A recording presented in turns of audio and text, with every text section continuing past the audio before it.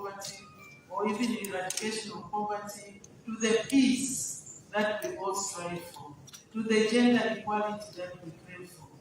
So, ladies and gentlemen, distinguished delegates, Your Excellency, thank you very much.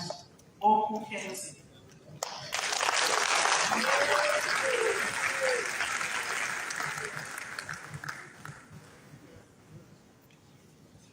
Thank you very much, the Right Honourable Speaker. And we are touched. This is very comprehensive, and everybody has been touched. Quickly, may I use this humble opportunity to invite the Speaker to quickly join His Excellency the President and the High Table for a quick photo before the national anthem and the departure of His Excellency. The President. Speaker, please.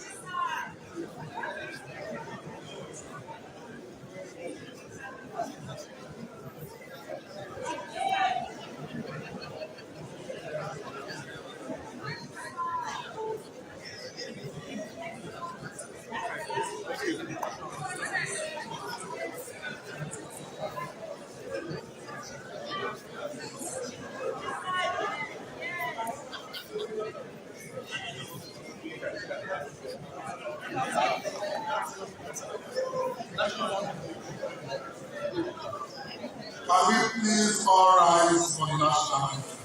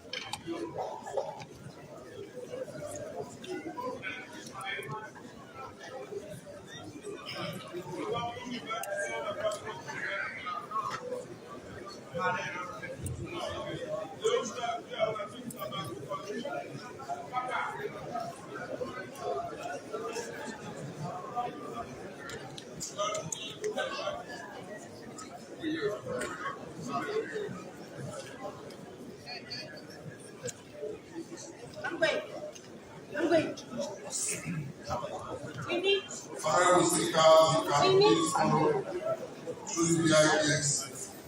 Mama, go ask them. Hey. CPA delegates, accompanying officers and observers, and honorable members of Parliament, Sierra Leone, the exit to my left. Don't go far. Please, the 30-minute refreshment and then we retire into the various conference rooms assisted by the protocol officers. Thank you. God bless us all. Only one.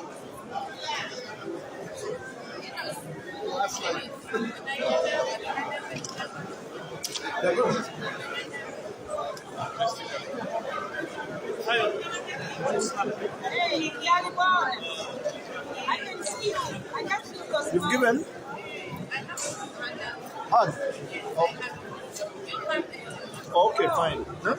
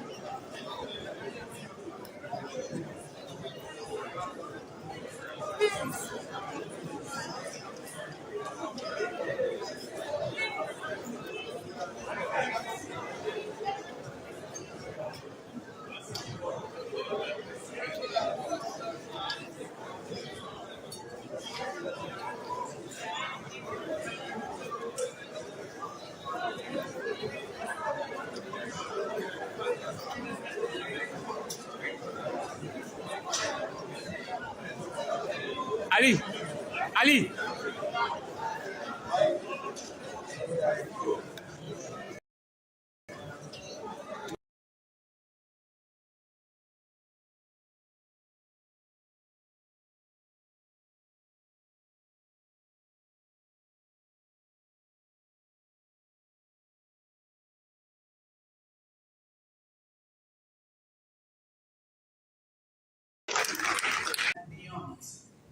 Allow me to register my sincere gratitude to the Sovereign Republic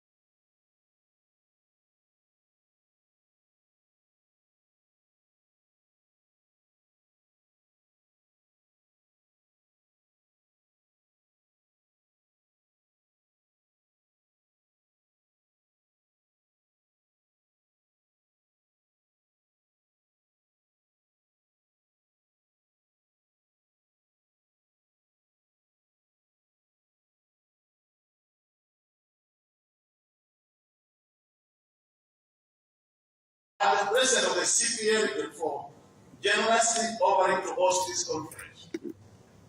Your Excellency, distinguished delegates, ladies and gentlemen, CPA Africa region is one of the 9 regions of the CPA. Our region comprises of 19 national branches and 46 sub-branches. Out of the 9 regions, Africa is the largest in terms of size. In addition, our contribution to the finance of CPA International is unmatched. Over the years, CPA Africa has spearheaded efforts to change the legal status of CPA from a charitable to an international organization. Since 1971, the association has a legal status of a charity organization governed by UK charity law, but vast majority of its work is funded by subscription fee paid by all CPA member countries, as earlier highlighted. Your Excellency, distinguished delegates, despite concerns among its members regarding the current charity status, and with numerous attempts to change the status going in vain, I strongly believe that Africa should take the lead in pushing this agenda forward. As we prepare for the 65th CPA conference to be held in Canada in August 2022, let's not lose sight of this noble cause. I repeat, this agenda of status has been with us for too long. It is time we concluded on this matter. To conclude, I wish to reiterate my sincere thanks to the government, Parliament, and the people of Sierra Leone for hosting this conference, and a very wonderful welcome accorded to us all. I thank you, Your Excellency, Mr. President, for gracing this occasion, as well as the delegates and invited guests for honoring the invitation by coming in large numbers. I thank you all for kind attention. Long live CPA Africa. God bless Sierra Leone and our people. Thank you very much.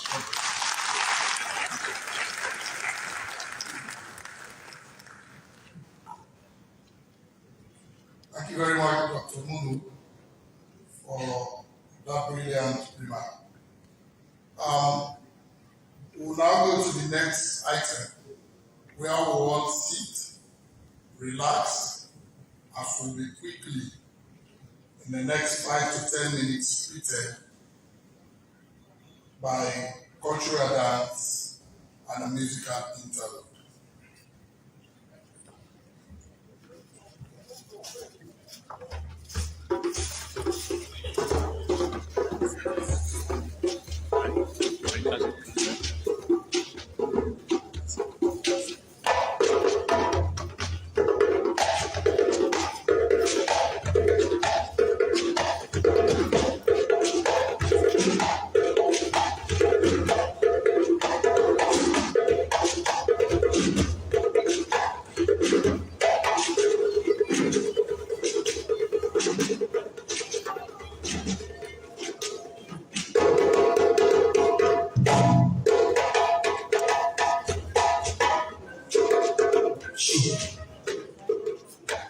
The Commonwealth Parliamentary Association guests will honor. The Commonwealth Parliamentary Association guests are welcome. Oh, welcome. Parliamentary representative in Africa to Sierra Leone. You are welcome. Oh, welcome. Parliamentary representative in Africa to Sierra Leone, Botswana, Cameroon, Malawi, Lesotho, Ghana, Kenya, Mozambique, Kingdom of Eswatini, Mauritius, Namibia, Nigeria, Rwanda, Mozambique, Tanzania, Seychelles, Uganda, Zambia, South Africa, Sierra Leone, you're welcome, you're welcome.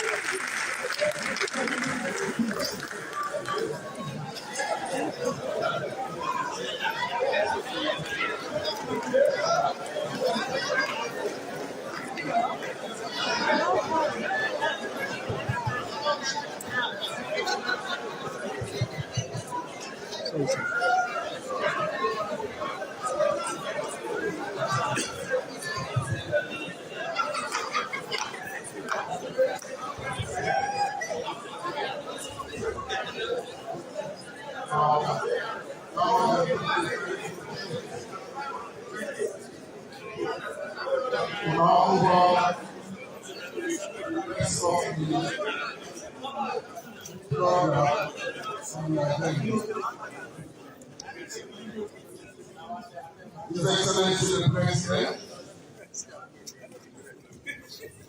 the Right Honorable Speaker, distinguished delegates from CPA,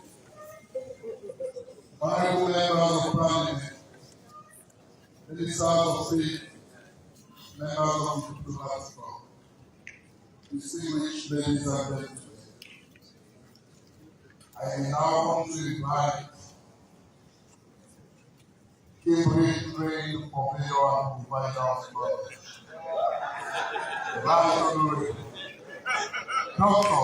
Abbas General Tudu, to give us the welcome.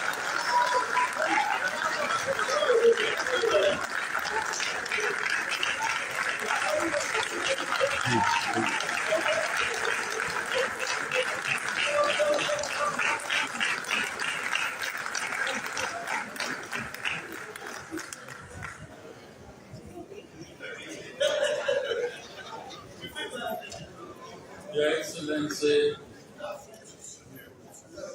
the President of the Republic,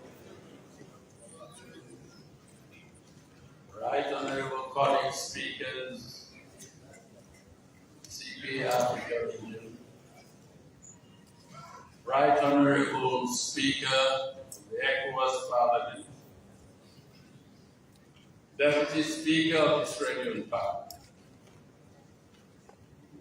Chairperson, Commonwealth Parliamentary Africa Region, Acting Chairperson, CPA International, Secretary General, CPA International, Honorable Members of Parliament, Ministers and Deputy Ministers of Government, Excellencies, members of the Diplomatic and Consular Corps, clerks of various parliaments, Director General and members of the CPA Planning Committee, the Secretariat of the CPA Africa Region, members of the Fourth Estate, distinguished ladies and gentlemen, good morning and welcome to this 52nd Commonwealth Parliamentary Association of the Africa Region. We thank you all immensely for choosing to meet here in Freetown, the capital city of Sierra Leone, the English version of Sierra Leone, the Portuguese word for the Lion Mountains. You've all come here today from 19 African countries encompassing 63 national and sub-national legislatures, and you've come together as members of the Commonwealth Parliamentary Association, Africa Region, an international community of Commonwealth Parliaments and legislatures working together to enlarge and deepen the Commonwealth's commitment to the highest standards of democratic governance, gender equality, and equal representation. No time is more auspicious for the Commonwealth of Africa to meet in Freetown than now, when Her Majesty Queen Elizabeth II of the United Kingdom is celebrating the Platinum Jubilee, 70 years of her reign as sovereign of our dominions and as titular head of the country to which we all belong. On behalf of all, we extend to Her Majesty the Queen our warmest congratulations. The privilege you afford me today is twice blessed. First, it encompasses the special honor to me personally and the Parliament of Sierra Leone to host you, my colleague speakers and parliamentarians from Commonwealth Africa. And second, to choose me to serve as your president of the CPA Africa Region. Sierra Leone and Freetown in particular has long been an enduring symbol of Africa's history and spirit its continuity and endurance, its vitality and resilience.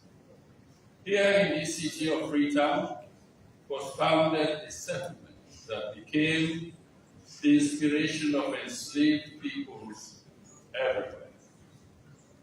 Here in this land in 1792, the age of slavery ended and a new age of freedom dawned.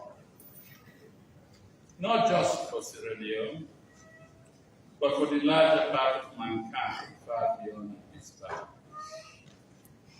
And here, the concept of freedom for all enslaved peoples everywhere first took root. The African slaves who had fought with the vanquished forces of Britain in the 1791 American War of Independence had initially relocated to Halifax, Nova Scotia, Canada, for their own safety. But a new permanent home had to be found. This brought together statesmen like Chairman Henry Thornton, William Wilberforce, Granby Sharp, Thomas Clarkson, and Thomas Peters to concert their efforts. And on 15th January 1792, 15 ships with 1,196 liberated slaves set sail from Nova Scotia. On March 11, 1792, they finally landed in this place and they named it Freetown. Ladies and gentlemen,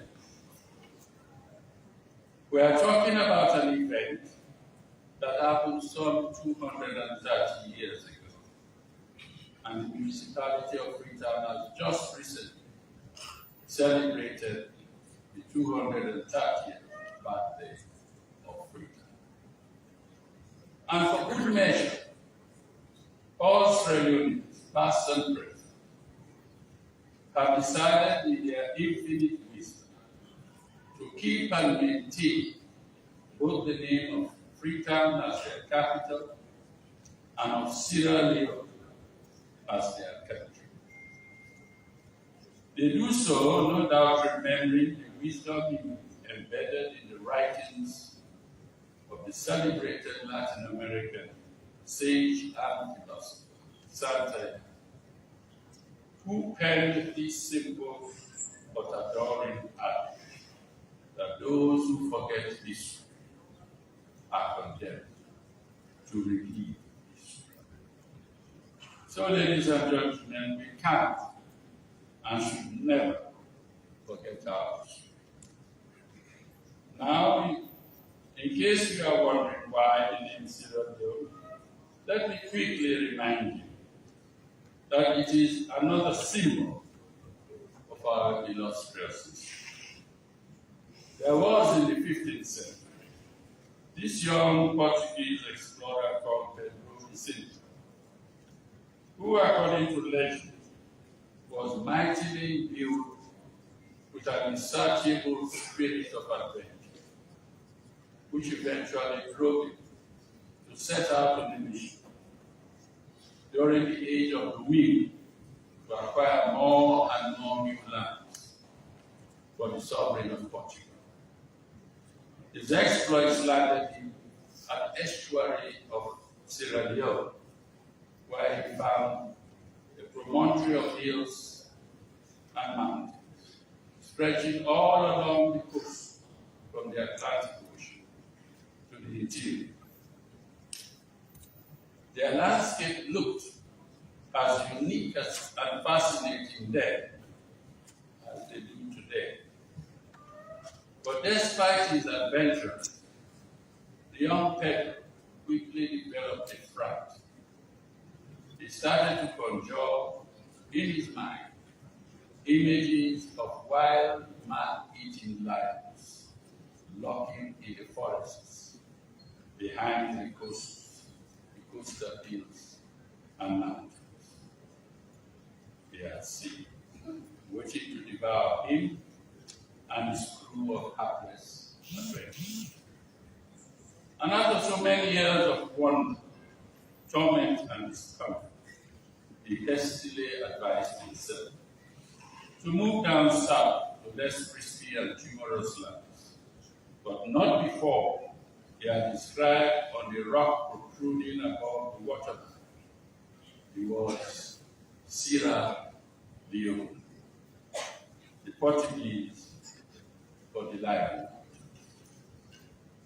However, as it turned out, Pedro was greatly mistaken, because the picturesque hills and mountains they had seen, in fact, have no lions at all.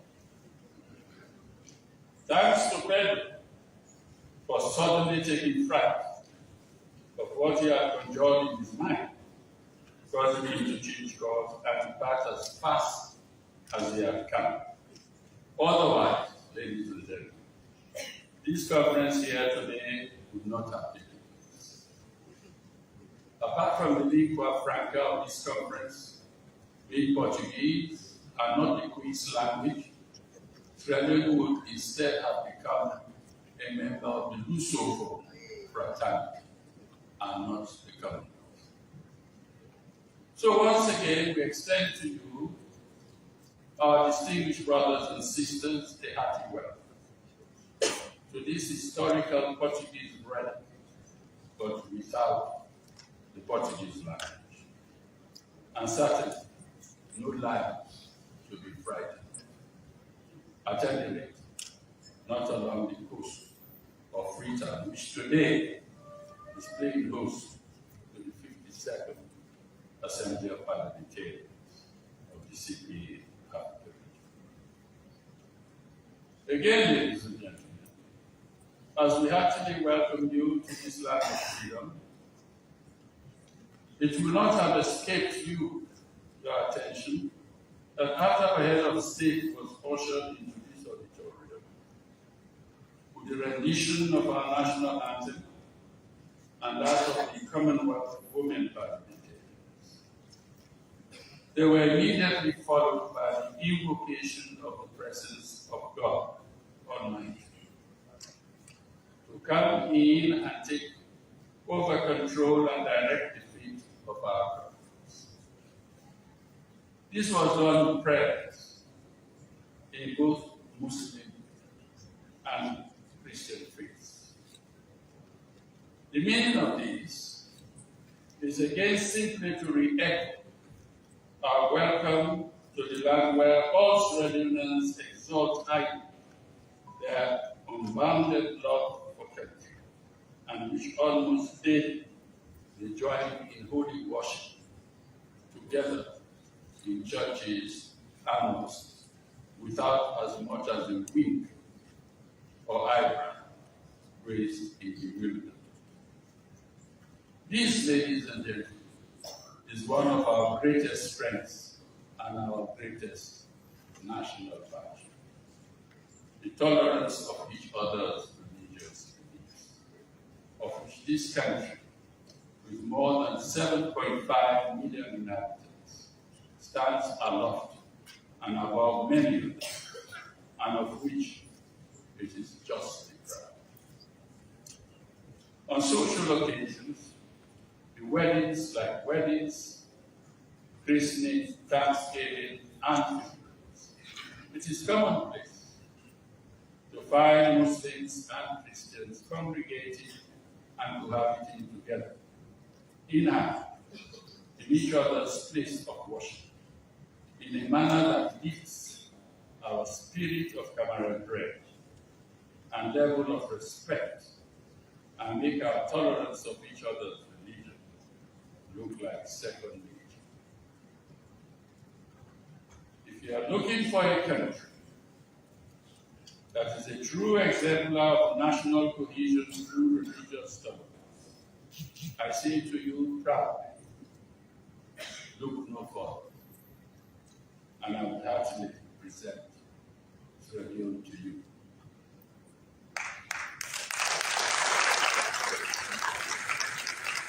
Education is another field in which Leone has always excelled and is also justly proud. Here we regard education not only as a fundamental human right, but also as a catalyst and gateway to human capital and national development. Precisely because of this, the government of President Julius Maada Bio has had no difficulty investing not less than 22% of the country's national budget and in education since the activity.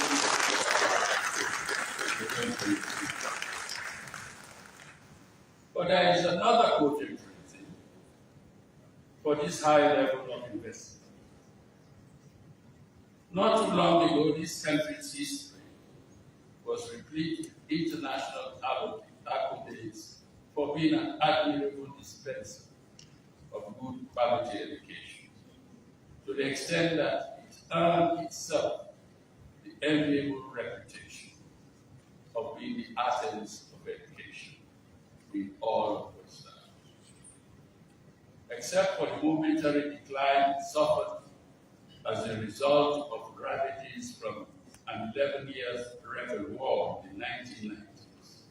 Today, under the redoubtable leadership of President Julius Maada, our educational system is undergoing a phenomenal revival. From these ravages of the rebel war, it is now beginning to rise up again and aspiring to reach the pinnacle it once attained in pre-war years. All of this because of the huge successes currently being registered by the free quality education policy of President Maada. For example, just last year alone, over 600,000 additional children, especially girls, access school. Over 5,000 additional qualified teachers were recruited. And we also record the highest success rate in public examinations at all levels. Ladies and gentlemen, we can once again proudly say that Sierra Leone is comfortably and irreversibly regaining the pristine glory it once had as the Athens of education in West Africa. Lastly, ladies and gentlemen, distinguished brothers and sisters, I want to turn to our own area of utmost interest and familiarity, the Parliament. Not only a beacon of peace, hope, democracy, and good governance, Parliament is by definition the embodiment of the majestic and visible summit of the people. And the fact of our meeting here today in Freetown, in the format of the Association of Commonwealth Parliaments, is in a sense tantamount to a summit of summits, and an enduring testament of the shared democratic values and experience.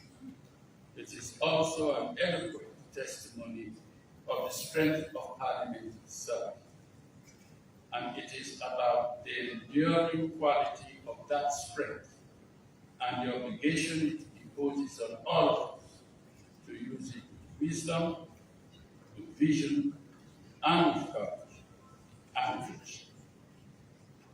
Little wonder that the theme of this conference has been appropriately crafted to be the role of African partners in building inclusive society to counter growing insecurity in Africa.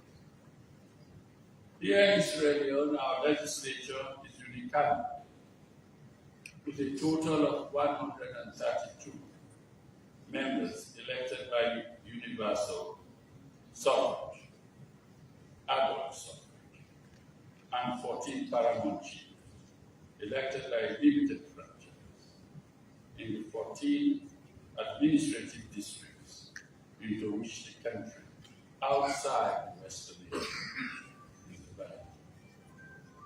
Our two major political parties, the APC and SLPP, currently share 58 seats each in the House of Parliament, with one by-election pending. This means we have in existence here something akin to a hump, no single party able to muster the necessary two-thirds majority, 98 votes, to effect an amendment to any non-entrenched provisions of our national constitution. For an entrenched provision, a referendum is additionally mandatory required. In essence, therefore, all of the provisions of our broad number currently enjoy absolute immunity from change because of a mathematical impossibility. The only option then is to manage change in our legislative imperative through consultation and by regular engagement between the leadership of political parties represented in Parliament. To this extent, then, consultation is inevitably incrementally acquiring a special significance and developing into a new type of art.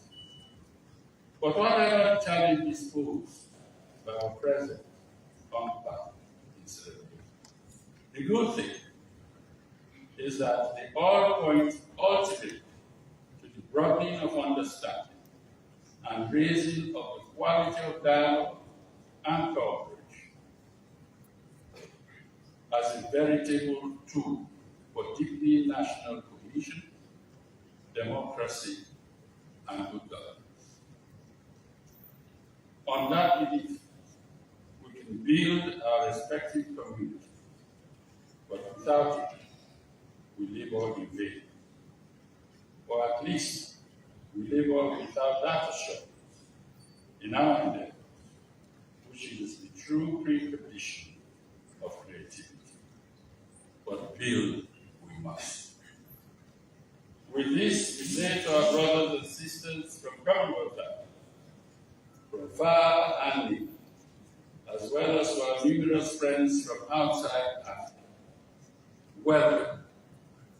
And to use also our local languages, we say Kabo, Ushe, Seno, Awana, to celebrate.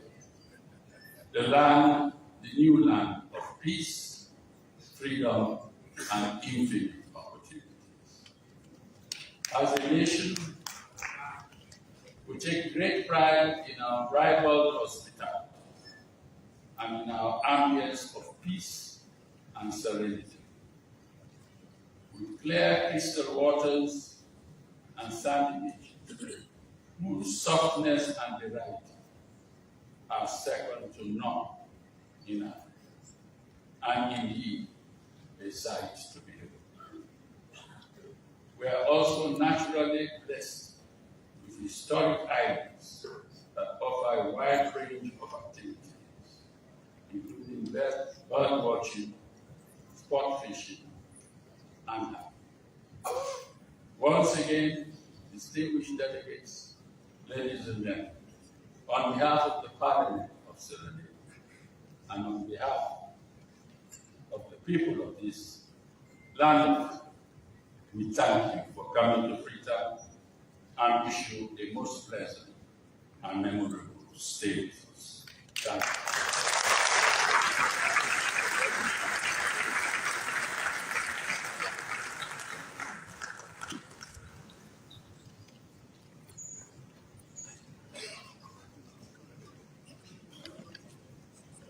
Thank you very much, the Honorable Dr. Amasero,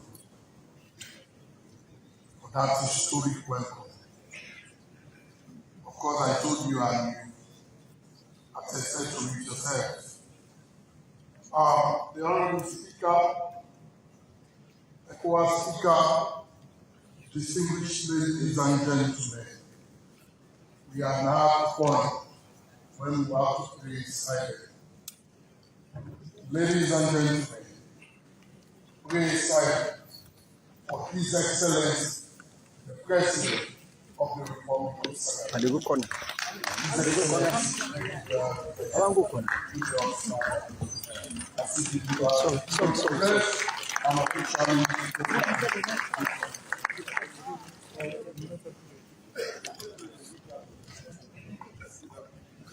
Let's sit down, please.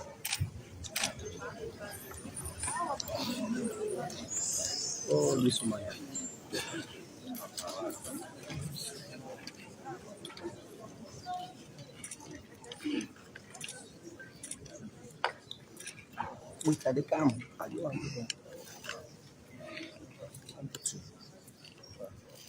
The Honorable Speaker of the Syrian Parliament, the Honorable Speaker of ECOWAS Parliament, the leadership of the CPA International, the Honorable Members of Parliament, Ministers of Government, members of the Diplomatic and Consular Corps, clerks of Parliament present here today, distinguished ladies and gentlemen. I join the right Honorable Speaker of Parliament, Dr. Abbas Cheri, and extending a very hearty Syrian welcome to this our beautiful city and our country, Syria, the land that we love. As the Right Honorable has already remarked, this city is replete with history, and it is a compelling natural beauty that is available to all our guests to indulge in.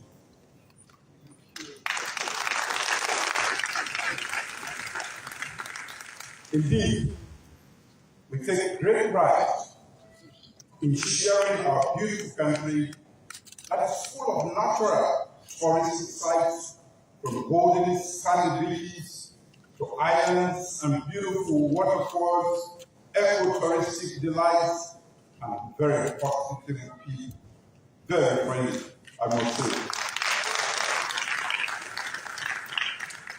These are the same things and sites that welcomed and delighted Her Majesty Queen Elizabeth II and her husband, the late Prince Philip, when they stepped off the royal yacht Britannia on November 25th, 1961. Let me hasten to say, on this platinum jubilee of Her Majesty's reign, that I and the people of the Republic of Syria wish to commend and congratulate the sovereign of our Commonwealth of Nations for the selfless, steadfast, caring, and inspirational leadership over the last 70 years. She has superintended our diversity and held us together. The Commonwealth has facilitated international trade, cooperation, and consultation, provided technical training and support, including healthcare, youth development, gender equality, and sports, protected the environment, and advocated for sustainable uses of natural resources, promoted cultural exchanges, and supported good governance for nations. Indeed, the central notion of the Commonwealth as a set of nations united not just by history and circumstance, but by shared values, mutual trust, equal respect, and a common vision has remained valid and invaluable. This common vision has kept the Commonwealth together through the COVID-19 pandemic and will guide us through the looming global food insecurity and fuel crisis and other residual challenges, including climate change. But more significantly, our 19 Commonwealth nations in Africa are at peace and continue to act concertedly on issues of mutual concern. So I wholeheartedly welcome and thank the CPA for convening its radio. Welcome and thank you. I must also add that the strengths of our democracies in the Commonwealth have endured thanks to the role of parliaments. You debate, modify, adopt, and pass legislation on policies, positions, and visions. You are tasked with voicing diverse views and approving the aspirations of our citizens. Honorable members of Parliament, that is no mean task. Although you can be troublesome sometimes.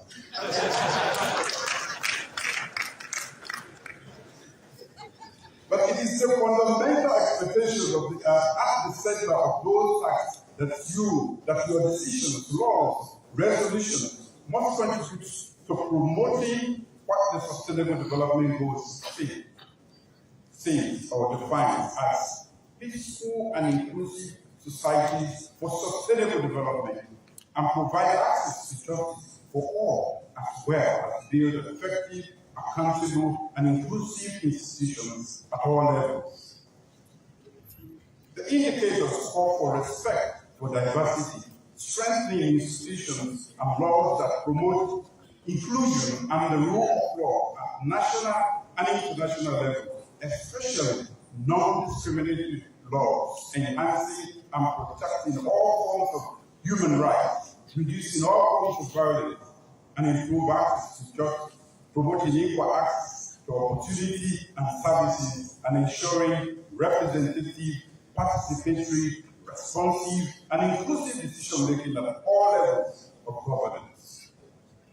This therefore includes ending discrimination and removing barriers to political, social, and economic participation in society. Honorable members, distinguished ladies and gentlemen, anything short of these aspirations could lead to exclusion and to widening social, economic, and political disparities. Such exclusions could be structural or systemic. It comes at a severe cost to those disadvantaged groups and could worsen vulnerability, social and health indicators, and poverty in the short and long run.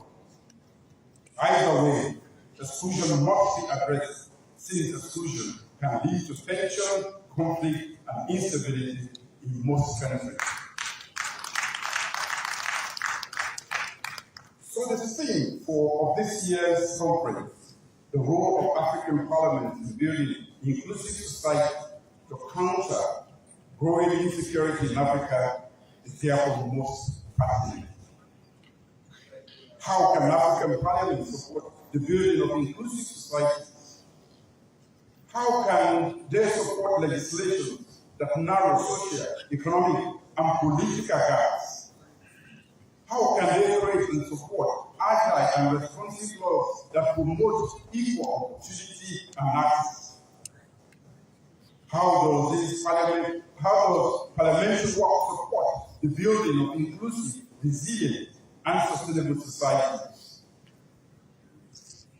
And even more, how can Parliament act concretely to address vulnerability, inequality, and poverty? How can their work expand social infrastructure and investment in public services and other infrastructure that help accelerate inclusive and sustainable development? How can their work help support social protection or shock-proof our national economy and societies in times of climate or health emergencies, food and energy insecurity as a result of global crises or social conflicts. The Russia-Ukraine crisis has exacerbated the economic and other impacts of COVID-19 pandemic. Global capital and investment streams have dried to a trickle. Supply chains have been disrupted. Food and energy insecurity have worsened. There is a crisis of confidence in what and how much governments can do. These are triggering new levels of tension and conflict right across Africa. So discussing the impact of these realities, proposing and supporting policies that address them, and supporting visions or agenda for transitioning out and transforming our society are key to the work of Parliament. To my mind, therefore, honorable members, distinguished ladies and gentlemen, these questions should constitute the staple of discussion over the next couple of days. At the national level, I must commend our national parliament for being active in supporting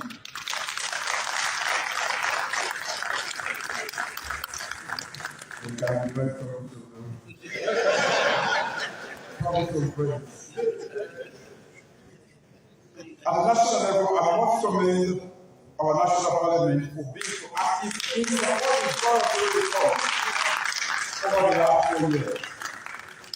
We have a long parliament, and it's really hungry.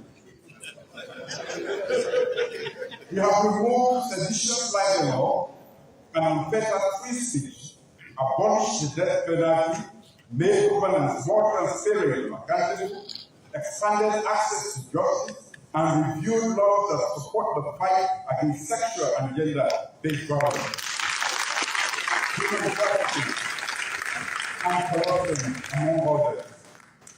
Additionally, the gender empowerment and women's equality bill will be transformative.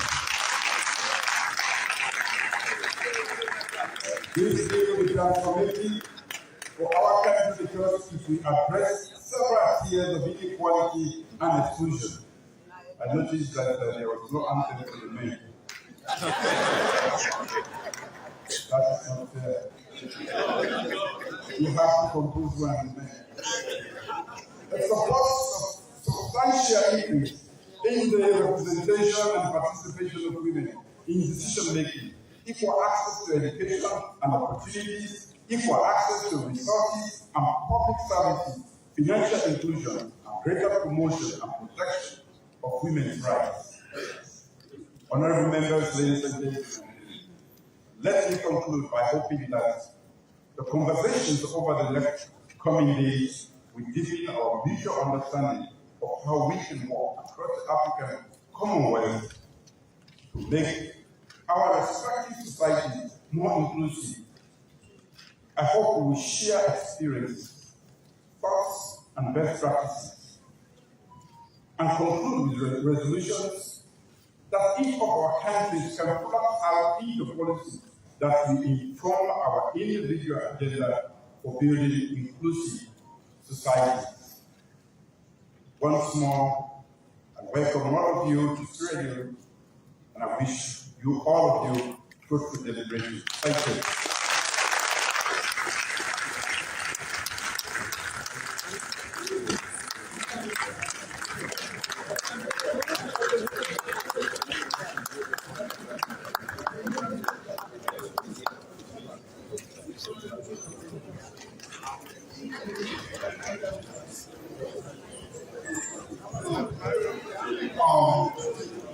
Thank you very much, Mr. President.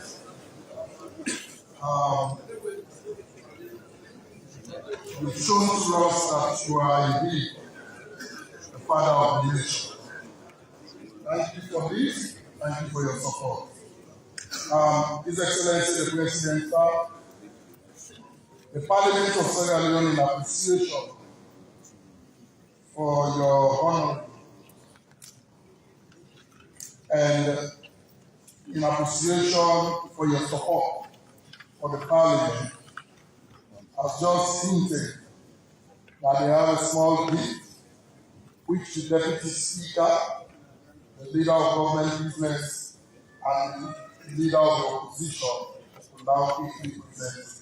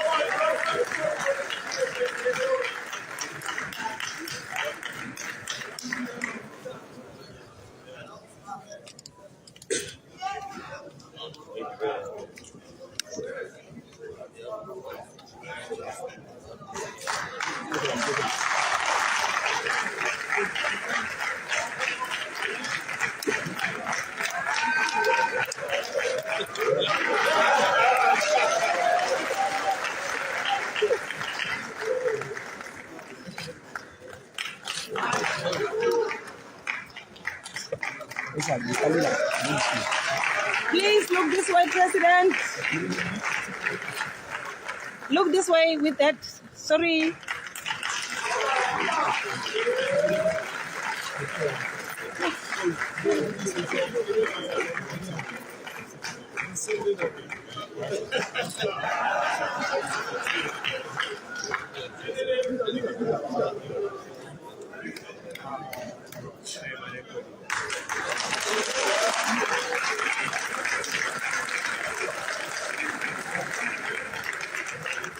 Thank you very much for bringing out on behalf of the Parliament of Senegal.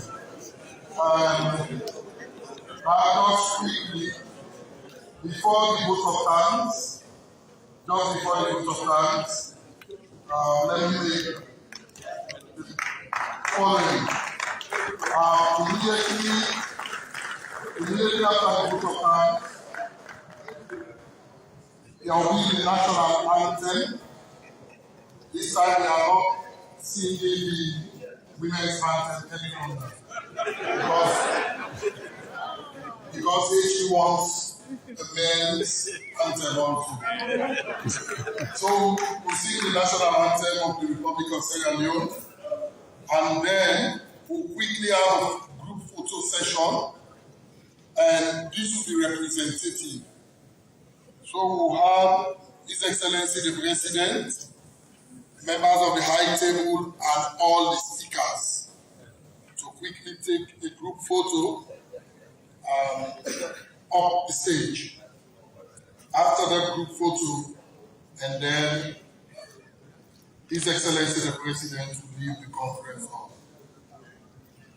And immediately after His Excellency's departure, we will have speakers, their spouses, diplomats, leadership of parliament, ministers, and heads of parastatals to use the VIP exit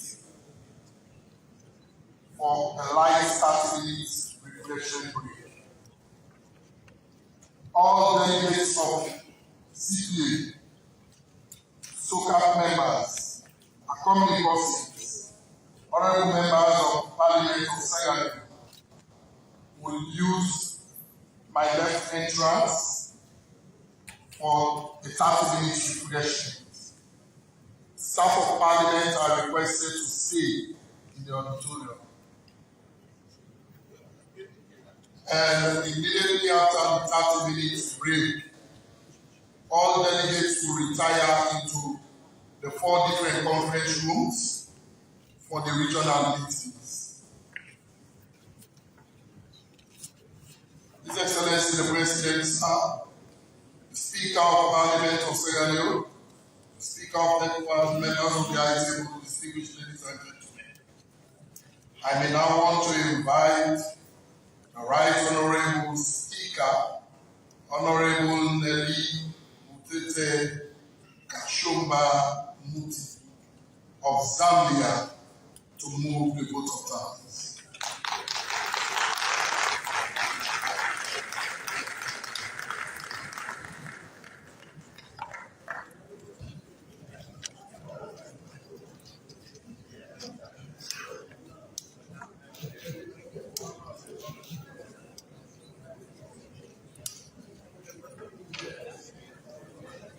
Your Excellency, retired Brigadier General Julius Manda Benibio, President of the Sovereign Republic of Sierra Leone, the Right Honorable Dr. Abbas Budu, Speaker of the Parliament of Sierra Leone and President of the Commonwealth Parliamentary Association, Africa Region, Speakers of Parliament present and other leaders of delegations, the Speaker of ECOWAS, Honorable Stephen Tweed, Secretary General of the Commonwealth Parliamentary Association, regional and sub-regional representatives present, clerks of Parliament present, and members of the CPA Africa Secretariat, members of the diplomatic corps present,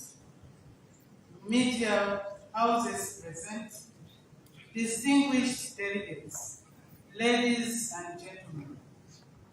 Your Excellency, it is with profound gratitude and humility that I have been bestowed with the responsibility on behalf of my fellow delegates to give a vote of thanks.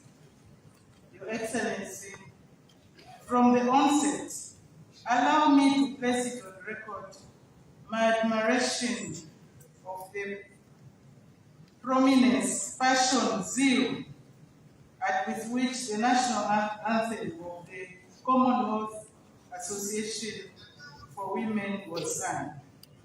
The harmonious melody that was followed from our male compatriots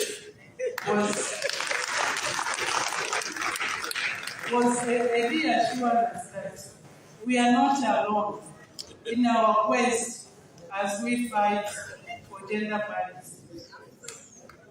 We know that we have men covering our back.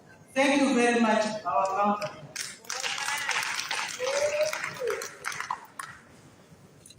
Your Excellency, the Sierra Leone National Pledge, which is anchored on the love and loyalty for the country, was refreshing to read and a reminder to all of us present to reflect on these fundamental principles which are critical for the sovereignty of our countries.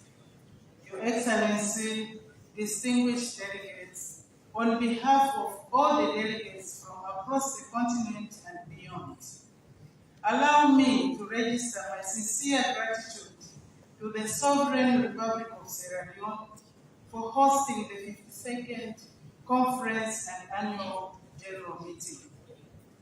I take confidence of the fact that organizing and hosting a conference of this magnitude with over 500 delegates in attendance is no easy task. It calls for dedication, sacrifice, and commitment. The hospitality extended to all the delegates is a clear demonstration of Ubuntu, which is an African ideology, excellence, that espouses the phrase, I am because we are.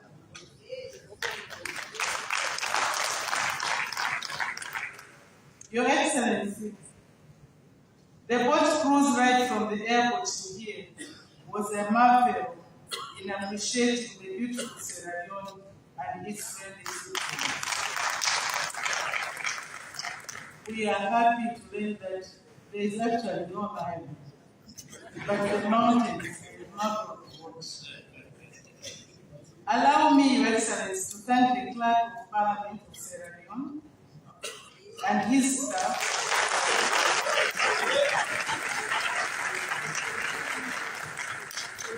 under the able leadership of the Speaker of the National Assembly and the organizing committee for a job well done in ensuring that all delegates received total support upon arrival and for the registration processes leading to this conference. Your Excellency, I will be failing in my duties if I did not recognize the invaluable support of the CPA Regional Secretariat and the head of the Secretariat and his team for their measured commitment in the fruition of this important conference and AGM. Your Excellency, before I conclude, allow me to address my fellow delegates regarding the importance of parliaments in strengthening the implementation mechanisms on the resolutions made by the annual general meeting. Distinguished delegates, the benchmark and panacea in achieving the objectives of the conference and the various progressive motions that will be moved and adopted by this August gathering from tomorrow will only be relevant unless and until implementation mechanisms are actualized in our respective parliaments. Distinguished delegates, ladies and gentlemen, in conclusion, let me implore my fellow women delegates to vie for the various positions that will fall vacant during this conference in order to reduce gender parity at all levels of the organization. I also wish all the delegates a fruitful deliberation and a memorable 52nd Conference and Annual General Meeting of the Commonwealth Parliamentary Association. I'm surprised why we are leaving Freetown in view of the comments and the historical background that has been given by the Honorable Speaker of how slaves were dropped in Freetown, and now we have to go to Halifax. Was this by arrangement or was it a coincidence?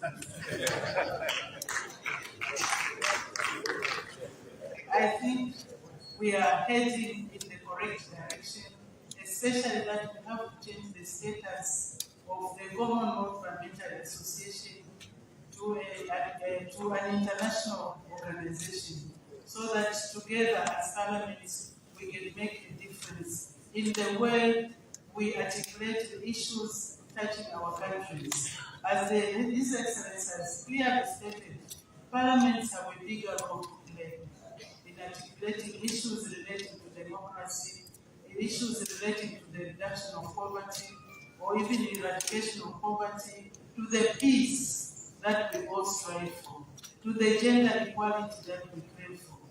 So, ladies and gentlemen, distinguished delegates, Your Excellency, thank you very much. Oku Kenti.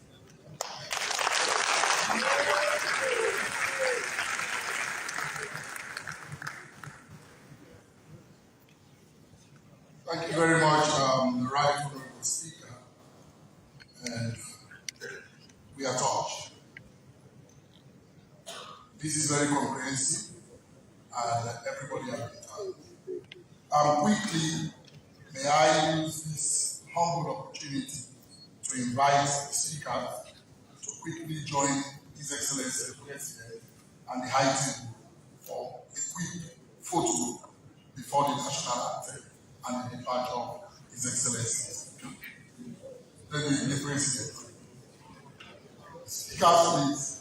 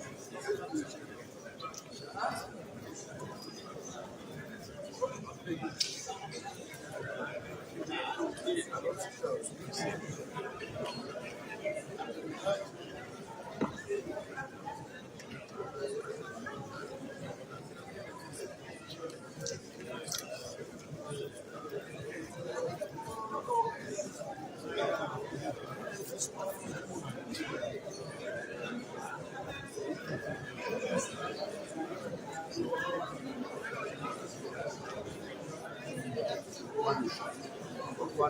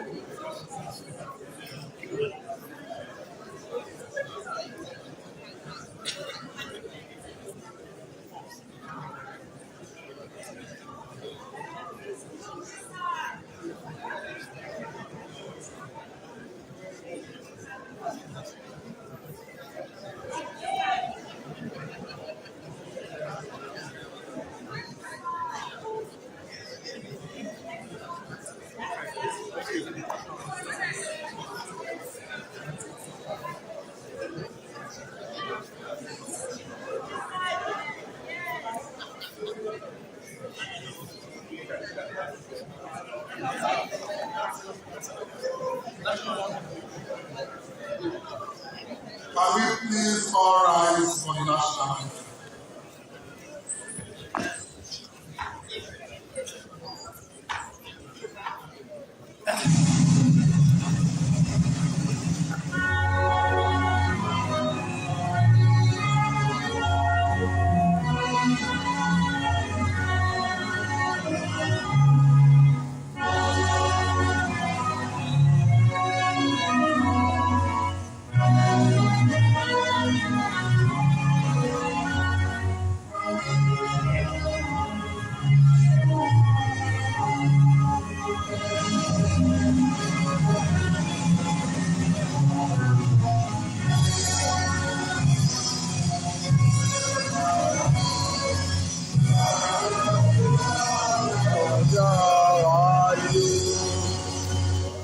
Please remain standing as His Excellency leaves the auditorium.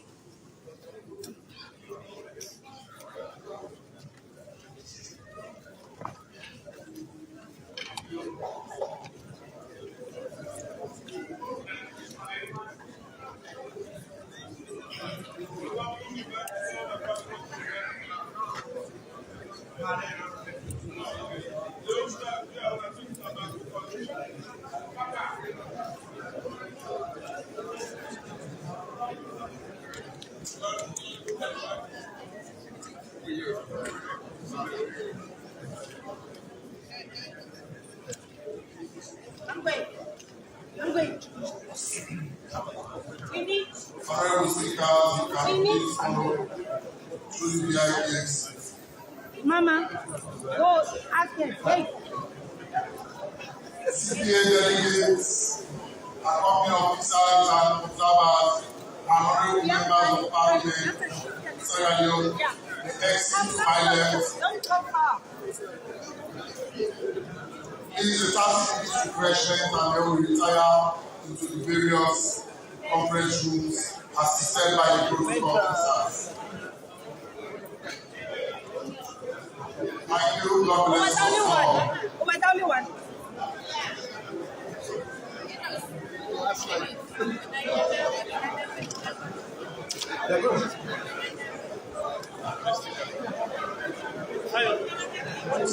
Hey, young boy. I can see you. I can see you. You've given? Hug. Oh. Okay, fine. Huh?